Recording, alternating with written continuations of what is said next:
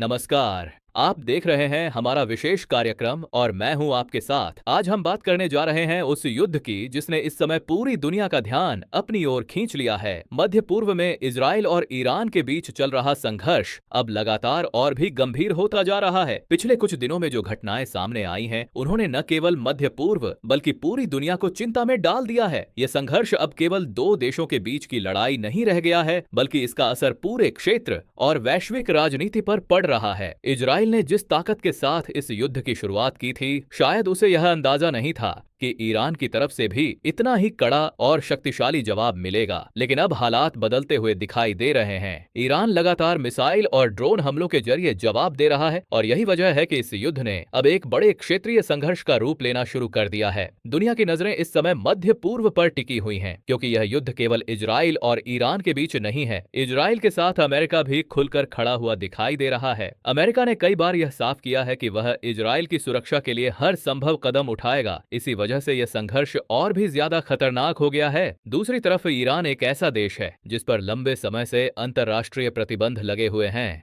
इसके बावजूद ईरान जिस तरह से जवाबी कार्रवाई कर रहा है, उसने दुनिया के कई विशेषज्ञों को हैरान कर दिया है। पिछले 4 दिनों में ईरान ने कई बैलिस्टिक मिसाइल और ड्रोन हमले किए हैं। इन हमलों का मुख्य निशाना इजराइल के सैन्य ठिकाने, सुरक्षा प्रतिष्ठान और खुफिया एजेंसी मोसाद के केंद्र रहे हैं। खबरों के मुताबिक इजराइल के कई बड़े शहरों में जोरदार धमाके हुए हैं। तेल अवीव, बेत शेमेश और बेत याम जैसे शहरों में मिसाइल गिरने की खबरें सामने आई हैं। इन हमलों के बाद पूरे इजराइल में सायरन बजने लगे। लोगों को तुरंत बम शेल्टर में जाने के निर्देश दिए गए। कई इलाकों में लोग रात भर डर और अनिश्चितता के माहौल में रहे। इजराइल का आयरन डोम डिफेंस सिस्टम कई मिसाइलों को रोकने में सफल रहा, लेकिन कुछ मिसाइलें शहरों के अंदर गिर गईं और इससे काफी नुकसान हुआ। कई इमारतें क्षतिग्रस्त हो गईं और कई लोग घायल हुए। दूसरी तरफ इजराइल और अमेरिका की तरफ से भी ईरान के कई ठिकानों पर हमले किए गए हैं। ईरान के कई शहरों में भी विस्फोट और हमलों की खबरें सामने आई हैं। इस युद्ध में दोनों पक्षों को भारी नुकसान उठाना पड़ा है, लेकिन सबसे ज्यादा चिंता की बात यह है कि यह संघर्ष अब मध्य पूर्व के अन्य देशों तक फैलता हुआ दिखाई दे रहा है। यूएई, कतर, बहरीन और ओमान जैसे देशों में भी सुरक्षा अलर्ट जारी कर दिया गया है। इन देशों में अमेरिका के कई सैन्य अड्डे मौजूद हैं। खबरें हैं कि ईरान ने इन सैन्य अड्डों को भी निशाना बनाने की कोशिश की है। कतर में मौजूद अल उदीद एयरबेस अमेरिका का मध्य पूर्व में सबसे बड़ा सैन्य ठिकाना है। रिपोर्ट्स के अनुसार इस एयरबेस के आसपास भी मिसाइल और ड्रोन गतिविधियां देखी गई हैं। इसके बाद पूरे क्षेत्र में सुरक्षा व्यवस्था और भी कड़ी कर दी गई है।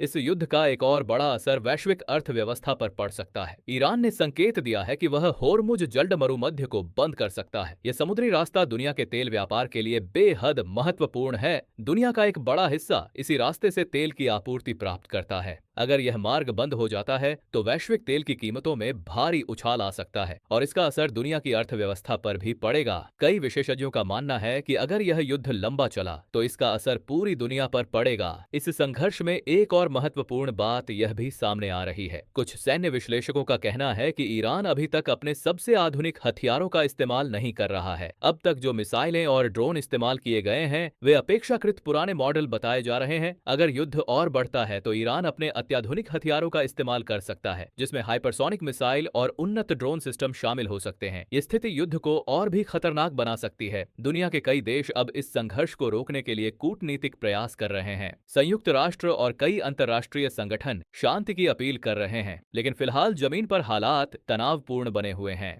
इजराइल का कहना है कि वह अपनी सुरक्षा के लिए हर कदम उठाएगा। वहीं ईरान का कहना है कि उसने युद्ध शुरू नहीं किया, लेकिन अगर उस पर हमला किया गया है तो वह जवाब देना जारी रखेगा। इन सब के बीच सबसे ज्यादा चिंता आम लोगों को लेकर है, क्योंकि हर युद्ध में सबसे ज्यादा नुकसान आम नागरिकों को ही झेलना पड़ता है। मध्य पूर्व के कई शहरों में लोग इस समय भय और असुरक्षा के माहौल में जी रहे हैं। बच्चे, महिलाएं और बुजुर्ग इस संघर्ष के कारण प्रभावित हो रहे हैं। दुनिया भर के लोग अब यही उम्मीद कर रहे हैं कि यह युद्ध जल्द से जल्द खत्म हो और क्षेत्र में शांति बहाल हो सके। लेकिन फिलहाल हालात यही संकेत दे रहे हैं कि आने वाले दिन और भी चुनौतीपूर्ण हो सकते हैं, क्योंकि दोनों पक्ष पीछे हटने के मूड में नजर नहीं आ रहे हैं। ऐसे में पूरी दुनिया की निगाहें अब इस संघर्ष पर टिकी हुई हैं। क्या यह युद्ध यहीं रुक जाएगा या फिर यह और भी बड़े संघर्ष का रूप ले लेगा?